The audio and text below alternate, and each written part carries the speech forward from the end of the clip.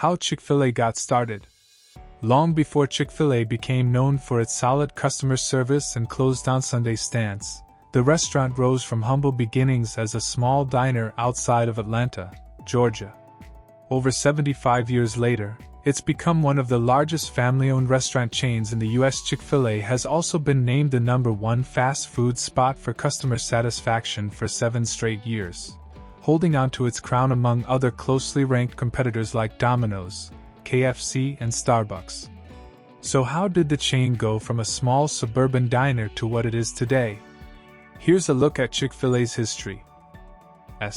Truett Cathy opens the Dwarf Grill. Chick-fil-A founder Samuel Truett Cathy and his brother Ben opened a small 24-hour diner called the Dwarf Grill on May 23, 1946, in Hateville, Georgia. It was later renamed the Dwarf House. The brothers opened the diner in a location across from a Ford Motor Company assembly plant and near the Atlanta airport, seeking to lure a built-in customer base of area workers. But tragedy struck in 1949 when Ben Cathy and another brother were killed in a plane crash. Truett Cathy and his wife Jeanette continued to run the restaurant, and later opened a second Dwarf House in the neighboring city of Forest Park in 1951. The original 1946 space only had a capacity for 10 stools and 4 booths, and by 1967, the restaurant was replaced with a larger structure to meet demand. The 1967 Dwarf House structure remained until 2021, when a months-long renovation process began. A newly designed and expanded Dwarf House reopened in early 2022, allowing fans in Hateville the chance to visit both the full-service restaurant and experience the company's history and see 1960s artifacts from the original building. Inventing the original chicken sandwich. As the business steadily grew, Truett Cathy began testing out different recipes for a boneless chicken sandwich. Remembering his mother's method of cooking fried chicken with a heavy top that trapped the heat and moisture, Cathy tried cooking boneless chicken breasts in a pressure cooker. And the experiment was a success. He found he could cook a piece of boneless chicken in a fraction of the time it would take to cook the chicken in a pan or on the grill.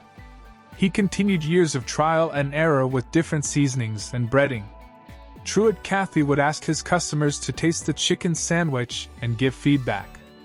Finally, in 1964, Truett Cathy came upon the right mix of more than 20 seasonings and it became the original chicken sandwich with 2 pickles on a toasted butter bun, which is now widely considered to be the first ever fried chicken breast sandwich. First Chick-fil-A restaurant opens in Mall. Truett Cathy's chicken sandwich started out selling hamburgers and became so popular at the Dwarf House that he eventually sought out an attorney to trademark the sandwich in 1963. At first, he started selling the chicken sandwich as a licensed product to other restaurants. But it was difficult to ensure they used the same standards. So, the first Chick-fil-A restaurant opened on November 24, 1967, in Atlanta's Greenbrier Mall.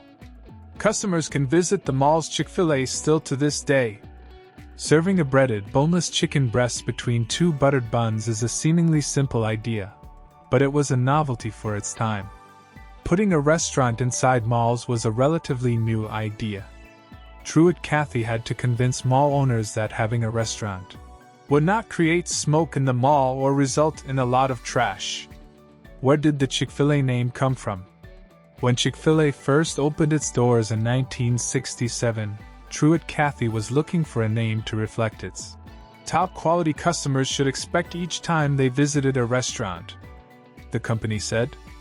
The trademark attorney he sought out in the early 1960s had also encouraged him to think of a unique name.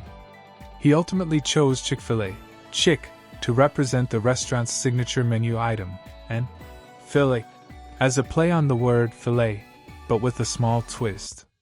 He replaced ET with A to represent the grade A quality of chicken, the company said. Slow growth to first freestanding restaurant. Truett Cathy opted for a slow growth model, opening more stores and malls without accumulating much debt. It was a much cheaper investment to open a small restaurant in a mall than to purchase land and build a freestanding restaurant, it explained. But as mall development slowed in the 1980s, Chick-fil-A turned to freestanding restaurants and opened its first such location in 1986 in Atlanta. The first drive-thru-only restaurant opened in 1993 in Greenville, South Carolina. Today, there are more than 2,600 restaurants spanning coast to coast. Chick-fil-A's billion-dollar brand. Chick-fil-A operates with a licensed restaurant model, allowing the company to contract with large food companies to open restaurants on college campuses, in airports, office buildings, and more. The company also introduced its Eat More Chicken Cows campaign in 1995, garnering more brand recognition for the restaurant chain. In 1996, Chick-fil-A became the first title sponsor for the Chick-fil-A Peach Bowl, the 9th oldest bowl game in the country, and has since been a part of other sports sponsorships. Closed on Sunday. Any fan of Chick-fil-A knows that the restaurant chain is closed on Sundays.